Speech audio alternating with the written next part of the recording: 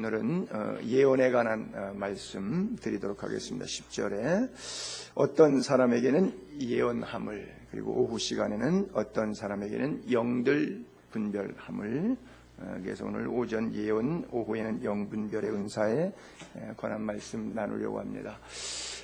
계시와 예언 비슷한 말 같기도 하면서 또 다른 의미를 가지고 있죠. 우리가 주로 계시를 받았다 이런 표현들을 많이 쓰는데, 또 계시의 영을 너희에게 주사, 사도 바울이 말할 당시의 계시는 지금 우리가 쓰고 있는 계시와는 단어가 혼재되어 있지만 구분되어야 합니다. 어떻게 구분되냐 하면, 바울 이전에, 성경 완성되기 이전에는 성경을 주시기 위해서 하나님께서 사도들과 선지자들에게 성령의 감동으로 글을 쓰게 하신 것, 그래서 성경을 완성시켜 주시기 위한 하나님의 숨은 뜻의 메시지, 그것을 계시라고 해요. 그리고 예언이라고, 계시라고 하는 것은 이제 10개자 보일시자죠. 깜깜한데 감추어졌는데 열어서 보여주는 거예요.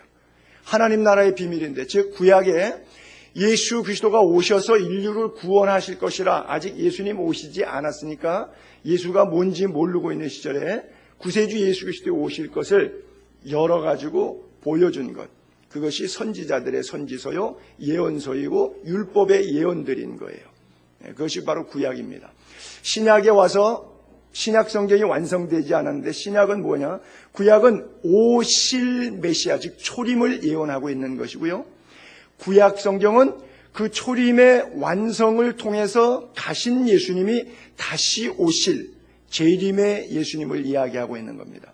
즉 초림의 예수님은 십자가를 통해서 인류를 구원한다고 하는 사랑의 메시지를 담고 있는 것이고요, 다시 오실 예수님, 재림의 예수님은 더 이상 사랑이 아니라 지금까지 베풀은 사랑의 도전 앞에 너희들이 어떻게 응전해서 믿음으로 수용하며 그렇게 살아갔느냐를 심판하시는 심판주로 오시겠다고 하는 거예요. 그래서 초림의 주님은 사랑을 가지고 오셨고, 재림의 주님 다시 또 이 땅에 오실 때는 심판을 가지고 오신다. 그래서 이것이 신약과 구약의 전체적인 맥락이고, 그 계시의 중심에는 바로 예수 그리스도가 계신 것이에요. 그래서 우리가 계시 받았다, 건너편 상가에다가 떡볶이 가게를 하나 내면은 하나님이 대박 난다고 한다더라, 이런 건 계시가 아니에요. 예수 그리스도가 중심에서 빠져 있으면 그건 계시라고 하지 않습니다. 그 다음에 그 계시성을 내포하고 있는 것 가운데 예언이라고 하는 것이 있는데, 그 예언은 넓은 의미의 예언과 좁은 의미의 예언으로 나누어지고 있어서, 넓은 의미의 예언은 계시와 동일한 역할을 하는 겁니다. 내가 구원받는 것, 예수 그리스도를 통해서 내 인격의 삶이 변화가 되는 것, 즉 예수 그리스도와 구원으로 향해지는 것은 넓은 의미의 예언이 나에게 임할 수 있어요. 그 다음에 개인적인 좁은 의미에 있어서 예언은 나 개인의 신앙생활을 하나님께서 좀 더 돈독하게 하시려고 주시는 여러 가지 다양한 은사들 가운데 방언이라든지 예언이라든지 이런 은사가 있어요. 왜냐하면 상당히 나에게 유익이 되기 때문에. 그래서 계시와 예언이 혼재되어 있는데, 여러분 그 마태복음 11장 12절하고 13절을 잠깐 띄워볼게요. 구약 성경과 신약 성경을 이렇게 구분하고 있는데, 먼저 신약 성경이 12절에 세례 요한의 때부터 지금까지, 이거 예수님의 말씀입니다. 세례 요한의 때부터 지금까지, 그러니까 예수님이 살아계시니까 아직 또 다시 오실 예수님의 때까지니까 우리까지 포함되는 거예요. 세례 요한 때부터 지금까지 천국은 침노를 당하나니 침노하는 자는 빼앗느니라. 다음에 12절에는 구약인데, 모든 선지자, 이사야, 예레미야, 에스겔, 다니엘부터 호세아부터 말라기까지 쫙 나와 있는 14명의 선지자들, 또 율법, 모세 오경이라 그러죠. 모세 율법들, 구약 전체죠. 선지자와 율법이 예언한 것, 구약 성경. 요한까지니 그랬죠. 즉 세례 요한까지. 그래서 13절은 세례 요한까지, 모세부터 세례 요한까지, 이것이 구약 성경, 이걸 계시 예언, 그렇죠? 그 다음에 세례 요한 온 다음에 예수님보다 6개월 나이가 빨라요. 예수님 오기 직전부터. 그러니까 예수님이 오셔서부터 초림 직전이죠. 예수님 6개월 전에 태어났으니까 세례요한은 초림 직전부터 아직 안 오셨지만 예수님이 다시 재림할 때까지. 그것이 바로 신약 성경이 되는 거예요. 그런데 저희가 지금 계속해서 동일한 성경 본문을 읽으면서 이 고린도전서 12장에 9가지 은사들을 토막내서 1시간 쭉 말씀드리고 있는데 이것이 신학적으로는 시시비비가 갑론을박이 좀 있습니다. 예를 들면 요한 칼빈 같은 사람, 장로교의 교부라고 할 수 있는 칼빈, 이 사람은 사도시대의 즉 1세기 때 이것이 끝났기 때문에 더 이상 존재하지 않는다. 그래서 개혁주의 모든 장로교의 교통에서는 이것에 대해서 은사 중지론을 대부분 많이 이야기하고 대표적인 큰 교회 가운데 우리 사랑의 교회 옥하는 목사님이 그렇게 늘 설교해 오셨습니다. 그래서 이 개혁주의 교회를 따라가는 교회 가운데 교회에서 교인들은 방언하는 분들이 있는데 목사님은 방언을 인정하지 않아서 절대 방언을 금지시키는 그런 예가 있고요. 또 개인적으로 성경의 계시의 예언은 아닌데 개인적으로 하나님께서 주시는 감동의 예언들이 있을 수 있는데 그것을 극단적으로 인정하지 않는 나머지 그것을 못하게 하는 그런 목사님들도 없지 않아 있습니다. 그래서 이것은 다소간의 찬반론이 있는데 저는 제가 갖고 있는 성경의 신학적인 배경은 성경에 있는 것은 문자 그대로 믿고 수용하는 것이 좋다. 성경에 있었던 사건은 오늘 또 우리에게 일어날 수 있는 사건이다. 더 이상 죽어서 사문화된 문서가 아니라 살아있는 하나님의 말씀이 오늘도 우리 속에 역사될 수 있는 것이다. 단 계시는 아니다라고 선을 긋는 것이죠. 그러나 예언도 계시 속에 포함된 예언은 아니지만 나 개인에게 감정적으로 하나님께서 신앙생활에 건강한 삶을 유지하기 위해서 터치해주는 그런 부분들은 하나님께서 역사하실 수가 있다는 것이죠. 그런데 이것이 희귀하다고 하는 것이죠. 그 희귀성은 어디에서 검증돼야 되냐면 성경의 잣대로 검증돼야 됩니다. 내가 이렇게 했더니 오른쪽에 가라 그래서 오른쪽에 갔더니 하나님이 100원 준다 그래서 진짜 오른쪽에 갔더니 또 길바닥에 100원이 떨어져 있었어. 이것을 하나님의 예언으로 수용해서 절대화하는 것은 옳지 않다라고 하는 것이죠. 그래서 개인적으로 나타나는 이런 은사를 절대화하는 것은 성경을 오해하는 것이 될 수 있다라고 하는 것이죠. 그러면 이 예언은 뭐냐? 쉽게 이야기해서 현대에 나오는 예언은 대부분 성경 말씀 안에 있습니다. 그리고 다른 말로 하면 예언의 은사는 설교의 은사라고도 볼 수가 있어요. 그럼 설교 은사는 예언의 은사는 목사에게만 있는 것이냐? 아니요, 그렇지 않습니다. 교사들에게도 있고요, 구역장들에게도 있고요. 어떤 사람은 교사나 구역장도 아닌데 이웃 아주머니들에게 이야기하는데 복음을 풀어서 설명해서 그 사람이 믿게 만들어서 교회로 많이 모시고 와요. 전도해요. 이 사람에게는 바로 예언의 은사가 있는 거예요. 즉 말씀을 계시를 잘 풀어줄 수 있는 능력이 이분 입술에 담겨져 있는 거예요. 고린도전서 14장 3절에 보게 되면 자막을 계속 띄울게요. 예. 고린도전서 14장 3절 여기 빠졌습니까? 오케이. 그러면 우리가 찾은 성경이 고린도전서 12장이니까 그냥 제가 읽을게요. 14장 3절에 보게 되면 그러나 예언하는 자는 사람에게 말하여 덕을 세우며 권면하며 위로하는 것이요. 이런 단어가 나와요. 즉 예언하는 사람은 사람에게 말하여, 그렇죠? 즉 무슨 말이냐? 예언한다고 나 혼자 이건 나 혼자 떠드는 거예요. 이거는 아니라는 거예요.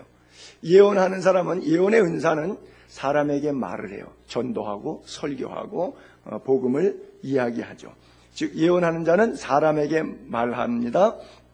그래서 상대가 덕이 돼요. 자기에게도 덕이 되고 상대에게도 덕이 돼요.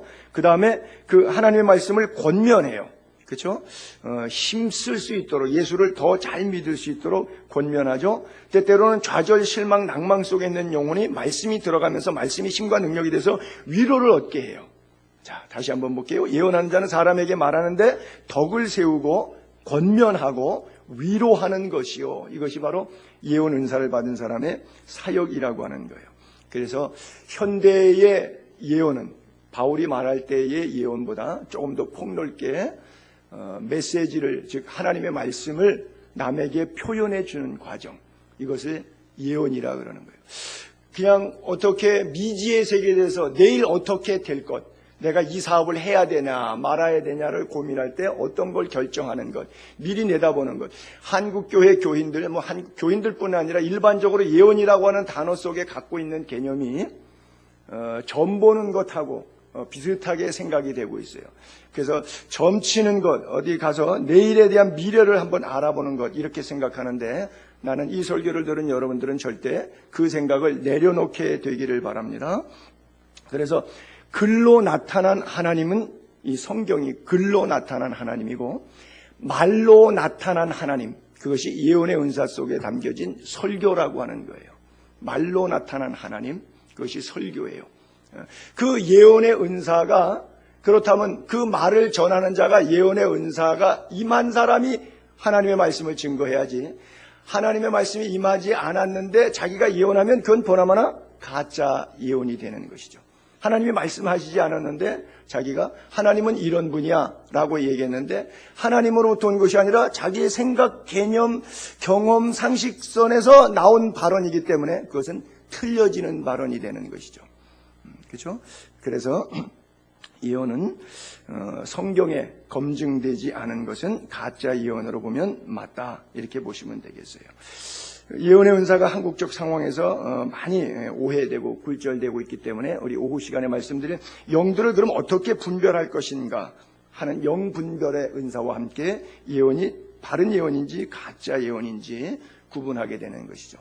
절대 여러분 예언 그러면 무엇을 먹을까, 무엇을 마실까, 무엇을 입을까, 이건 의식주에 관한 것에 대한 내일의 불투명한, 내가 이번에 대학 떨어집니까 붙습니까, 국회의원에 당선됩니까 안 됩니까, 이 사업하면 잘 됩니까 안 됩니까, 여기 와서 한번 이 물건 봐주세요, 이거 얼마에 팔아도 내가 이익 남겠습니까 안 남겠습니까, 이런 허접한 것을 신령한 기독교인의 예언으로 도배해서 오해해서 갖고 있지 않게 되기를 바랍니다. 그래요. 예수 그리스도의 구원, 그리고 여러분들 안에 찾아온 예수의 생명이 여러분들의 삶을 주장하고 있기 때문에 내가 흥하던 망하던 나는 예수의 사람이다라고 하는 분명한 확신을 말씀 속에서 붙잡는 것, 그것이 바로 예언인 줄로 믿게 되기를 바랍니다. 그래요. 그래서 예언의 은사를 대할 때 성도들의 관심이 다르고 또 목사의 관심이 달라요. 성도들의 관심, 여러분들의 관심 뭘 거예요? 뭐예요? 예언의 은사를 통해서 미래를 잘 알고 투시의 영이 있어갖고 사람 어떻게 될 건지 미리 알아서 점치듯이 얘기하는 것, 그런 것을 예언의 은사로 오해하지 않기를 바랍니다. 목사도 목회하면서 하나님 예언 투시 이런 거 주세요. 그러면 저 사람 딱 볼 때 벌써 내가 감이 오잖아요. 그럼 목회하기 얼마나 좋겠어요? 교회 부흥시키는데 밑거름되고 그런 재료로 사용하겠다, 이렇게 생각하는 것 자체는 대단히 예언의 은사를 잘못 생각하는 것이죠. 은사가 계속 반복적으로 나오지만 은사의 초점은 무엇이라 그랬죠? 유익이라 그랬어요. 그렇죠? 은사는 덕과 유익을 위해서 우리에게 주신 하나님의 선물이에요. 절대 은사를 오용하는 것, 악용하는 것은 은사를 통해서 자기를 증명하려고 하는 것. 나는 방언한다, 너 방언 못하지, 그러니까 나는 너보다 영적으로 더 높은 데 있는 거야 라고 하는 분위기로 은사를 영적 수준과 우월성을 드러내는 자기 증명으로 은사를 사용하면 안 된다는 거예요. 예수님께서 40일 동안 금식하시고 마귀에게 시험을 받으실 때 돌 갖다가 충분히 떡으로 만들 수 있는 분이에요. 자기를 증명하면 많은 사람들이 얼마나 놀라겠어요. 돌 가지고 떡을 만드는 사람이니까.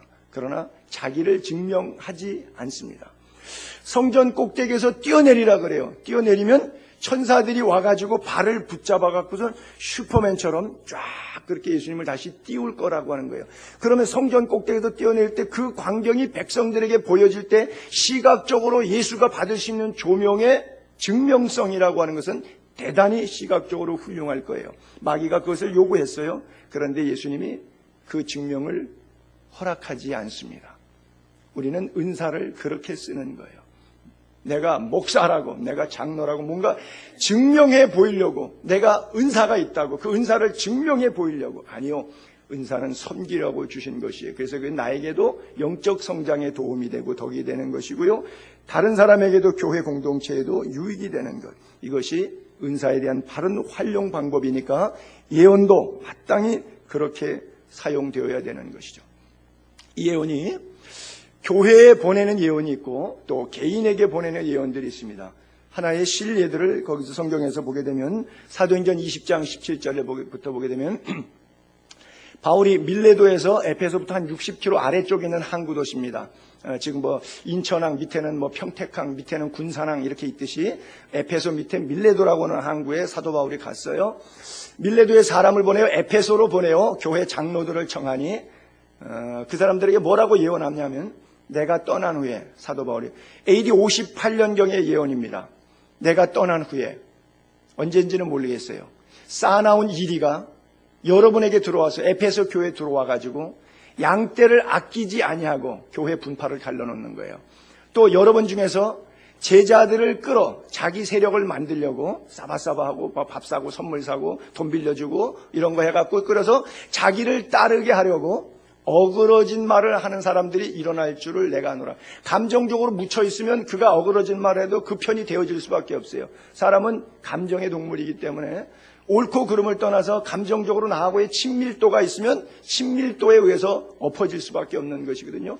바로 이런 일들이 진리로 바로 서지 않고 감정으로 어그러지게 만드는 이런 일들이 내가 떠나면, 에페소 교회 와서 3년 동안 눈물로 겸손하게 목회했던 두란노 서원에서 목회했던 그 에페소 교회, 바울이 떠나고 난 다음에 그 교회를 맡게 된 후임 사역자들, 후임 목회자들이 장로격인 사람들을 불러다 놓고, 내가 가면 보나마나 교회 개판된다, 싸나운 이리가 돌아서 뭐 이 사람 이 소리 저 사람 저 소리 갖고 별소리 뭐 예언하니 방언하니 뭐 이래갖고 온갖 신령한 척 해갖고 인간관계로 싹 잡아갖고 교회 분파 조성하고 어려운 파당 생길 거다, 이러고 예언했어요. 에페소 교회 결국 58년경에 저걸 썼는데, 요한계시록은 98년경에 토미티아스 황제 때 사도 요한이 반모섬에 유배를 갔어요. 그래서 1장에 반모섬에 머물고 있던 상황을 설명하면서 2장과 3장에서 7교회 편지를 보내는데 그 첫 번째 보낸 것이 에페소 교회였어요. 계시록 2장에 에베소 교회 사자에게 편지하라. 오른손에 7별 붙잡고 7 금촛대 사이를 거니시는 이가 이르시되, 주님 뭐라 하냐, 내가 내 행위 수고 인내를 안다. 또 악한 자들을 용납하지 아니하는 것. 이 악한 자들이 교회 안에 있는데 이걸 용납 안 했어요, 에베소 교회가. 또 자칭 사도라 하되, 뭐 신령한 은사 있다고 뭐 사도라고 하되 아닌 자들을 시험하여, 즉 말씀의 잣대로 검증을 해보니까 아닌 거예요. 이건 성경적이지 않은 거예요. 그래서 그 거짓된 것을 드러낸 것과, 그리고 오직 내게 이것이 있으니 내가 니골라당의 행위를 미워하는도다. 나도 이것을 미워하노라. 사도행전 6장에 니골라 집사가 있었는데 이 사람이 처음에는 예수를 잘 믿었는데 나중에 삼천포로 빠져서 자기 세력화했어요. 교회 안에 그런 거 많잖아요. 뭐 장로파, 또 뭐 목사파, 세월이 오르다가다 보면 이렇게 파벌이 되잖아요. 장로도 이 장로파, 저 장로파, 뭐 이렇게 파벌이 생기잖아요. 7 집사님들, 빌립 집사님 같은, 스데반 집사님 같은 좋은 집사님도 있겠지만 니골라 집사님 같은 사람도 나오는 거죠. 그게 파당 세력이 돼버린 것이죠. 그래서 세월이 오래 가니까 교회가 창립 40주년 됐을 때에 엉망진창이 된 거예요. 40년 전에 58년경에 사도 바울이 에페소 교회 장로들에게 내가 떠나면 이런 일이 있을 것이라고 예언을 했어요. 그런데 실제 그런 일이 있었는데 잘 대처했어요. 에페소 교회가 아주 잘 대처했어요. 어떻게 잘 대처했느냐?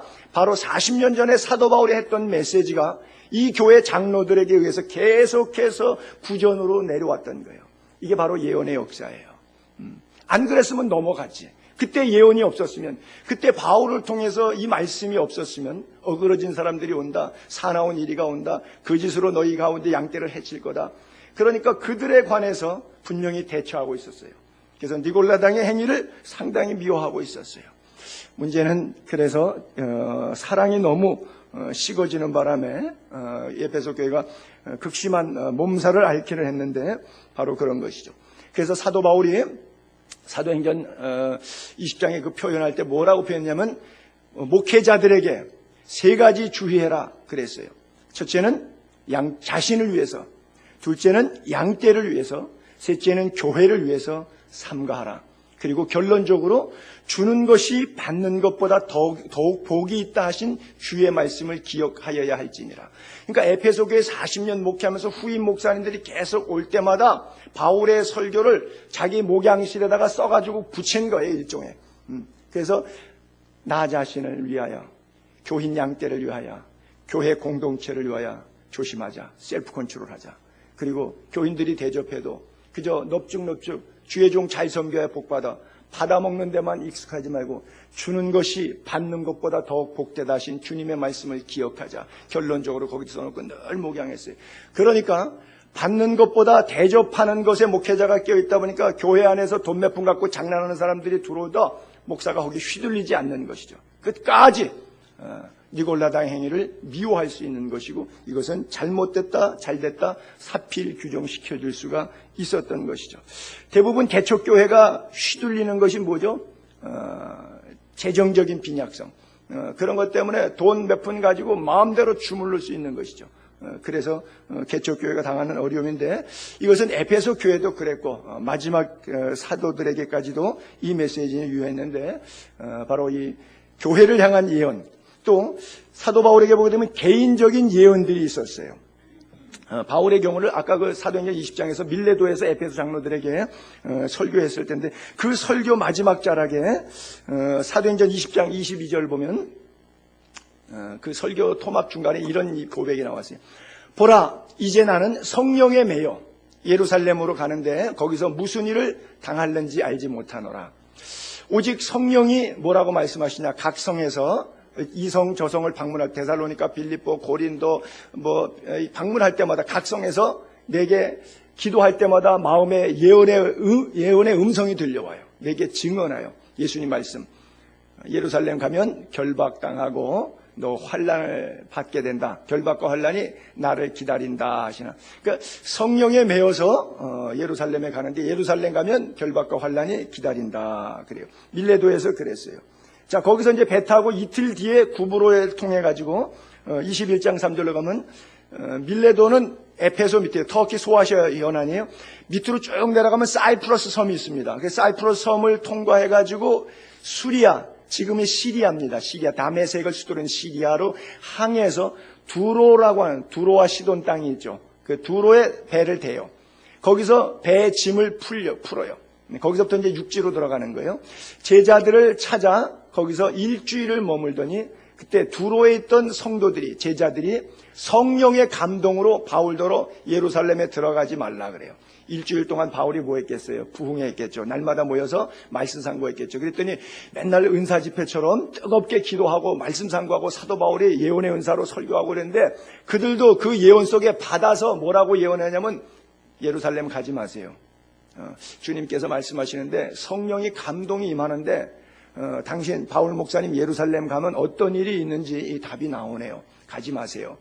그래요. 자, 그 다음에 이튿날 어디로 가냐면 또 그 밑에 항구로 보게 되면 두로와 시돈으로 해서 가이사랴 항구까지 내려가요. 가이사랴. 이튿날 떠나 가이사랴에 이르러 7 집사 중 하나인 전도자 빌립 집사님 집에 들어갔습니다. 거기 여러 날 머물러 있어요. 근데 아가보라고 하는 선지자가 예루살렘에서부터 왔어요. 우리에게 와서 바울의 허리띠를 갑자기 쫙 풀더니 자기 손발을 얽어매놓고서는 말하기를, 성령이 말씀하시되 예루살렘에 가면 유대인들이 이같이 띠임자를 결박해서 이방인의 손에 넘겨준다 그랬어요. 지금 계속해서 밀레토에서, 두로에서, 가이사랴에서 동일한 메시지가 나와요. 다음 좀 더 읽을게요. 우리가 그 말을 들었잖아요. 그곳 사람들과 더불어 바울에게 뭐라고 말해요? 예루살렘으로 올라가지 말라. 예언의 은사가 임해서 가면 안 되니까 가지 말라. 이렇게 권해요. 바울이 대답하되, 여러분 어찌하여 울어 내 마음을 상하게 하냐. 그러니까 바울이 막 울면서 목사님 가면 안 됩니다. 그러고 막 교인들이 울면서 말렸다는 거죠. 왜 울어서 내 마음 상하게 하느냐. 감정 흔들리게 하지 말라는 거죠. 나는 주 예수 이름을 위해서 결박, 환난 이런 게 문제가 아니라 예루살렘에서 순교하려고 생각하고 있다. 죽을 것도 각오했다. 그가 권함을 받지 아니하므로 우리가 주의 뜻대로 이루어지이다 하고 그쳤노라 그래요. 바로 이것이 개인에게 주시는 예언이에요. 동일한 예언이 동일한 상황으로 여러분들에게 적용이 됐다고 상상을 해봅시다. 그러면 우리는 어떻게 봤죠? 예루살렘 가면 결박과 환난, 성령이 가르쳐주는데 나에게도 각성해서 말씀하시고 두로에 기도하는 예언 은사가 있는 집사님들이 가르쳐주고 여기 왔더니 예루살렘에서 온 아가보라고 하는 선지자가 예언 기도를 나에게 이렇게 해주고 띠까지 직접 부르다가 시청각으로 이렇게 예언을 설명해 주니까 이거는 미련하게 가서 당할 문제가 아니구나. 능히 피할 길을 내사 감당케 하시려고 시험 당할 즈음에 하나님께서 이런 성령의 예언의 은사가 나에게 임하는구나. 우리는 주로 이렇게 봤지요. 그렇죠? 우리가 왜 기도원에 가서 용하다고 하는 권사한테 머리 뒤밀고 예언 기도해달라 그러죠? 잘 먹고 잘 살으려고, 내가 사업 잘 되고 내가 평안하고 내가 건강 회복하려고 그거 하는 것이죠. 그런 논조로 예언을 생각하고 있는 우리의 입장과 사도 바울이 예언을 받아들이고 있는 입장과 사뭇 다르지 않습니까? 우리가 갖고 있는 근본적인 예언 은사라고 하는 개념과 성경이 우리에게 말해주고 싶은 예언 은사라고 하는 개념은 어떤 차이가 있다고 생각되십니까? 이 속에서 여러분들이 답을 찾을 수 있게 되기를 바랍니다. 우리가 자꾸 예언을 통해서 좋은 길을 얻으려고 하는데, 살려고 하는데 사는 것이 아니라 예수 안에서 죽기로 각오하는 것, 그것이 정말 예언 기도를 바로 받는 사람의 삶입니다. 그런데 그런 기도하면, 그런 설교하면 별로 인기 없고 재미없고 사람 잘 안 모이잖아요. 그러니까 예레미야 선지자 당시에 워낙 부패하고 백성들이 타락하고 음란하고 우상 숭배하고 주를 시험하고 제멋대로 살아가요. 이 백성들이 망하구나. 하나님께서 바벨론의 왕을 느부갓네살을 통해서 이스라엘을 쳐서 70년 동안 쎄빠지게 고생시키겠구나. 하나님이 나에게 말씀을 해요. 내가 입을 열라고 그 설교하려고 그러니까 듣는 청중들에 대한 반응이 지레 걸려서 입을 깍 다물라고 그래요.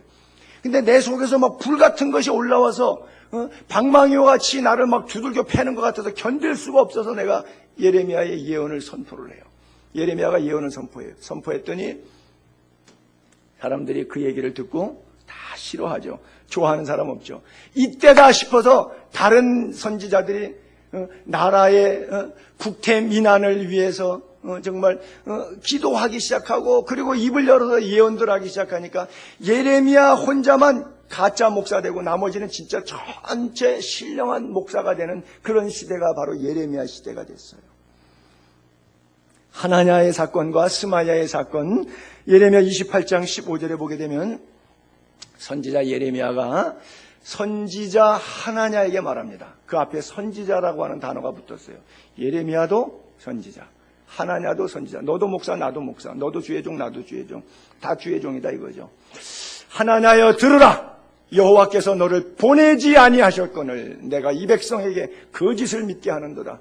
그러므로 여호와께서 이와 같이 말씀하시되 내가 너를 지면에서 제하리니 내가 여호와께 패역한 말을 하였음이니라. 내가 금년에 죽으리라 하였더니 선지자 하나냐가 그해 7째 달에 죽었더라 그랬어요.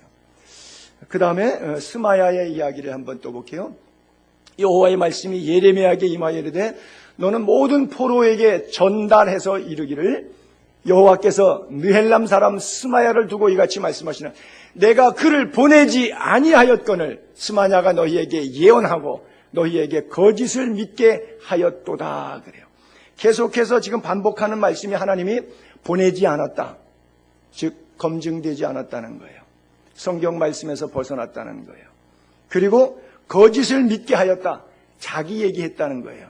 하나님의 말씀을 전한 것이 아니라 자기 얘기했다고 하는 것이죠. 당시 선지자들의 짝퉁 선지자들이죠. 이런 영적인 예언 상황들이 또 예레미야서 23장 16절을 한번 볼게요. 만군의 여호와께서 이와 같이 말씀하시되 너희에게 예언하는 선지자들의 말을 듣지 말라. 그들은 너희에게 헛된 것을 가르치나니 그들이 말한 묵시는 자기 마음으로 말미암아 온 것이요 여호와의 입에서 나온 것이 아니라.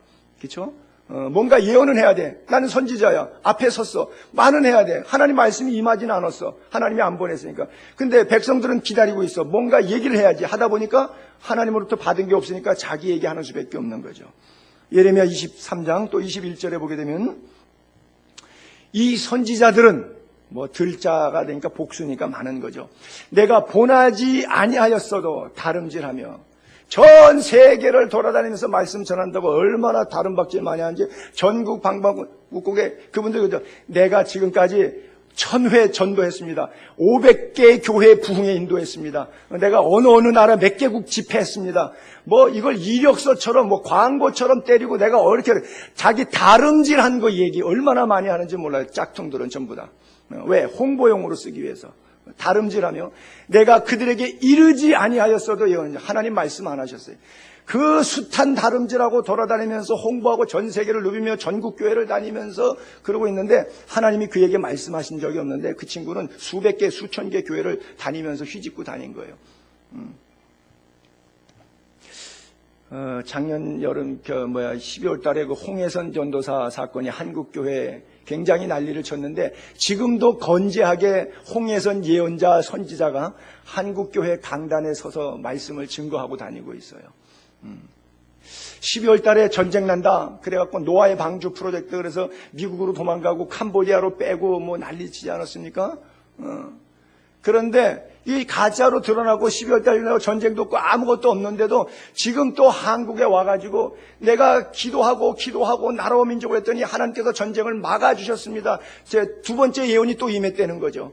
그러고 나서 지금 또다시 하지 않으면 어떤 일이 벌어진다 이러고서 예언하고요.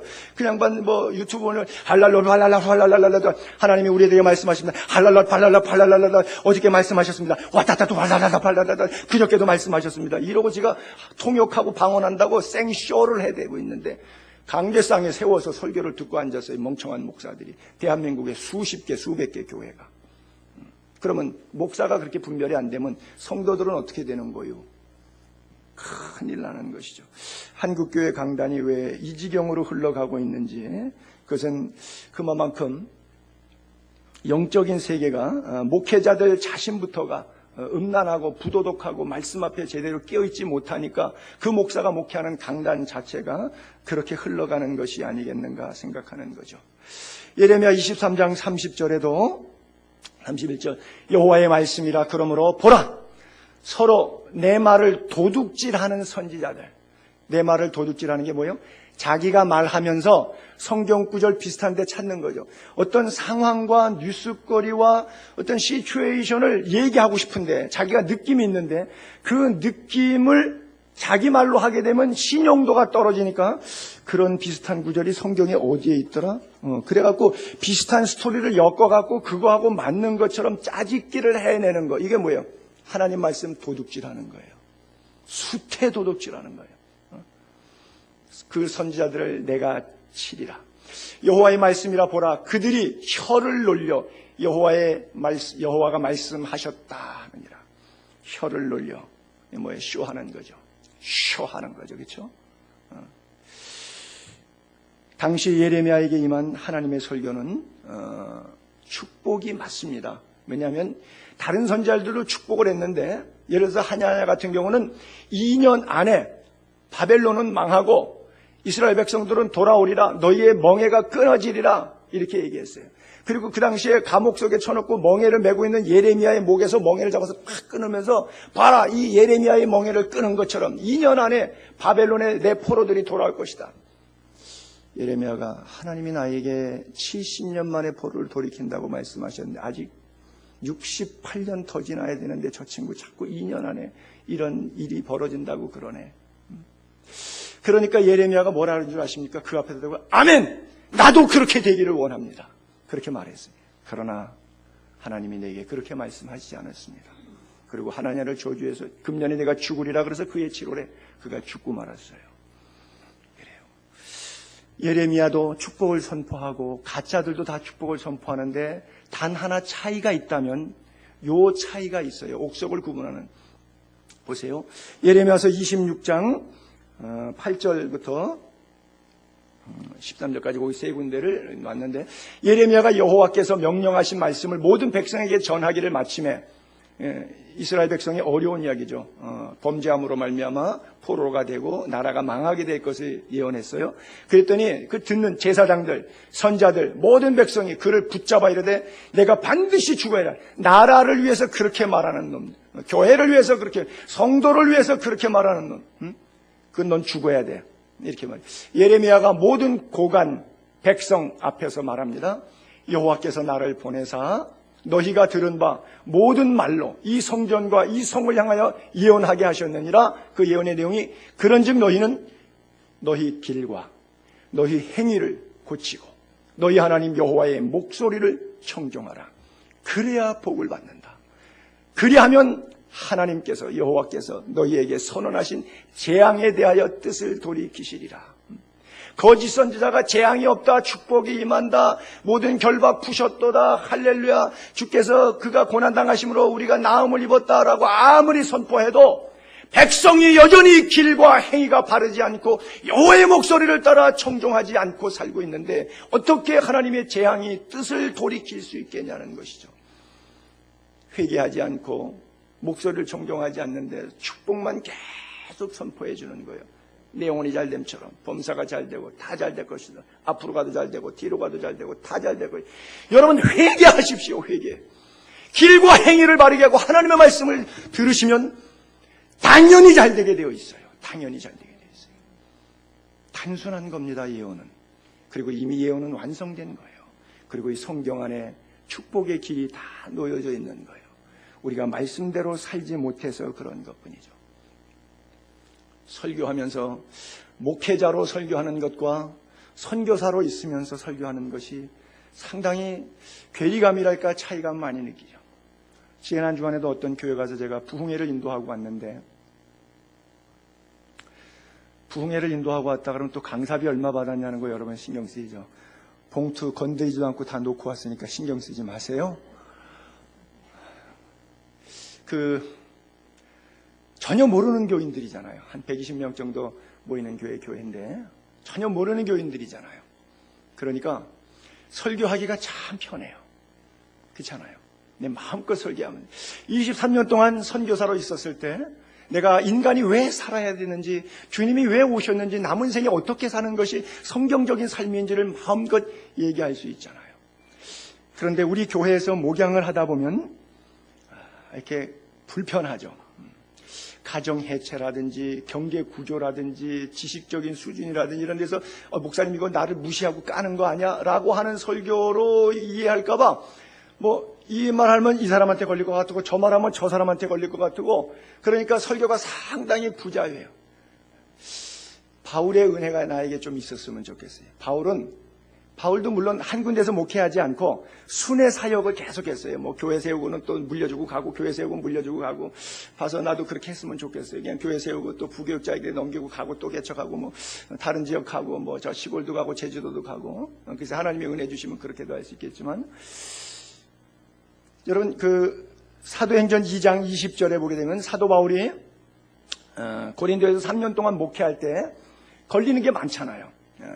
내 설교를 듣는 상대의 상황을 헤아리다 보면 마음껏 예언의 은사를 말씀하지 못하잖아요. 유익한 것이 뭐예요? 말씀으로 그들을 세워주는 것이죠. 유익한 것은 무엇이든지 공중 앞에서나 대중적이든지 각 집에서나 개인 가정 신방 가서든지 꺼리낌 없이 여러분에게 전하여 가르치고. 저는 솔직히 이건 못해요. 왜냐하면 가짜니까. 여러분 듣기 어떠실는지 모르는데 여러분하고 눈치 봐야 되잖아요. 기분 나쁘면 안 되잖아요. 불쾌하게 하면 안 되잖아요. 근데 하나님의 말씀은 끊임없이 우리들에게 뭘 요구하냐? 처음부터 끝까지 회개를 요구하고 있어요. 이렇게 살아서는 안 된다는 거예요. 이렇게 믿어서는 안 된다는 거예요. 정말 예수 똑바로 믿어야 된다는 거예요. 모든 예언의 초집중은 거기에 있어요. 회개해야 복 받는다는 거죠. 다 빼놓고 복 받아라. 예수님께서 우리를 위해 십자가를 대신 지신 것이니까 뭐든지 다 잘 될 것이다. 할렐루야. 하나님 여러분과 함께 하십니다. 긍정적으로 생각하십시오. 적극적으로 창조적으로 믿으시면 믿은 대로 될지어다. 가르칠 수가 없어요. 그렇죠? 근데 사도 바울은 눈치 안 봤어요. 공중 앞에서나 각 집에서나 꺼리낌 없이 27절에도 동일한 단어인데 이는 내가 꺼리지 않고 하나님의 뜻을 다 여러분에게 전하였습니다. 제가 하나님의 뜻을 여러분에게 다 전하면 다음 주일날 교회 아무도 안 나와요. 너무 불편해요. 듣기 힘들어요. 실제 그런 분도 있었거든요. 교회를 떠나간 분 가운데는. 목사님이 설교 들으면 한 주간 살기가 너무 힘들어요 그러더라고요. 힘든 거 알죠? 그래요. 여러분, 제가 설교를 못해도 개인적으로 성경을 읽으시면서 집안에서 꺼리낌 없이 하나님의 말씀을 주시는 그대로 예언으로 받게 되기를 바랍니다. 그리고 여러분들의 삶의 상처가 치유되고 문제가 해결되고 그리스도 안에서 여러분들이 새 삶을 참된 축복을 누리게 될 수 있게 되기를 바랍니다. 여러분, 예언이 나에게서 나옵니까? 예언이 은사잖아요. 은사는 하나님의 선물이잖아요. 그러면 예언이 나에게서 나옵니까? 나에게서 나오지 않죠. 근데 목사들은 자기가 예언의 은사를 받으면 예언이 나에게서 나간다고 착각을 해요. 그러니까 언제 어디서나 누구에게나 줄 수 있는 겁니까? 그런데도 언제 누구나 오면 입을 열어서 말은 해야 돼요. 그렇죠? 아무 때나 아무나 가면 다 해줘요. 예언을. 그렇잖아요. 간판에도 써놓고 뭐 축사, 예언, 뭐 신유 다 써놓고 언제든지 가면 누구나 가면 예수 믿던 안 믿던 다 가면 다 해결해 주죠. 저쪽에서요. 이거는 점쟁이 집이죠. 귀신 집이죠. 하나님의 사람은 그렇게 임하지 않습니다. 엘리사에게 아들을 잃어버린 여인이 찾아와서 무릎을 엎드리면서 그 발에 손을 대니까 하나님이 평소에 예언으로 말씀을 주시는데 이 여인이 왜 내 발을 붙잡고 울고 있는지 말씀을 안 해주셔요. 그 여인은 한 말도 안 하고 발만 붙잡고 울고 있어요. 하나님께 묻습니다. 약간 역정내듯이, 하나님, 왜 이 여인이 올 때부터 내 마음에 뭔가 있는데 가르쳐주지 않습니까? 안 가르쳐주셨어요.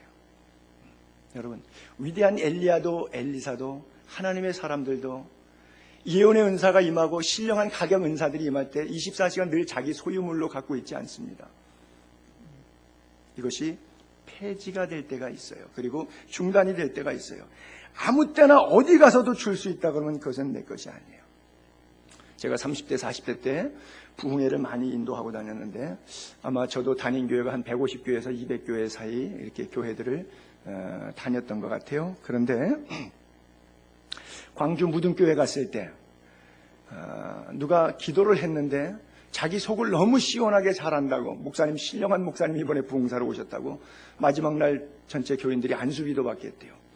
그래서 교인들이 한 300명 되는데 저녁 집회 끝나고 제가 안수기도를 새벽 2시까지 했습니다. 팬티까지 다 젖었죠. 손을 얹고 기도합니다. 그 사람의 상황에 대해서는 저는 전혀 몰라요. 그런데 안수기도 받으러 왔으니까 기도는 해줘야 될 거 아니에요. 내 마음대로 그냥 얘기를 하는 거예요. 기도해 주는 거예요. 그런데 기도를 받은 사람은 어떻게 목사님이 내 형편 처지를 잘 알고 마땅히 빌바를 간구해 줬냐고 정말 신통하다고 그래요. 신통하긴 뭘 신통해. 나하고 아무 상관없는 거예요. 하나님이 그 여인을, 그 성도를, 그 남자 집사님을 불쌍히 여기셔서 주의 종으로부터 사모하는 은혜를 주시고 하나님의 말씀을 받게 한 거예요. 그리고 자기의 삶의 인격의 변화를 위해서 자기의 마음을 만져주시고 터치해 주시는 거예요. 그 감격 속에 울고 떼굴떼굴 구르는 거예요. 감사하고 기뻐하는 거예요. 그러나 그것이 인격적인 변화로 오지 않는다면 무슨 소용이 있겠어요? 우리 여기 정혜숙 집사님도 오셨지만 제가 군산 신실교회 부흥회 한 7년 동안 3번을 갔습니다. 또 오라고 또 오라고 또 오라고.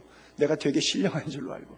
그래서 그때 뭐 은혜 받고 좋아해서 이쪽으로 오시는 바람에 우리 교회까지 오시게 된 분이에요. 저분은. 어떤 분은 은혜를 너무 받아가지고 자기 성경책에 나의 이름을 사인을 해달라고 성경책을 펼쳐놓고 사인을 해달래요. 이 성경 내가 썼습니까? 이거 내 책입니까? 여기다가 사인을 해달래요. 사람은 감정의 동물이기 때문에 눈물, 콧물, 감정이 북받치면 그것을 하나님의 뜻으로 오해할 수가 있습니다.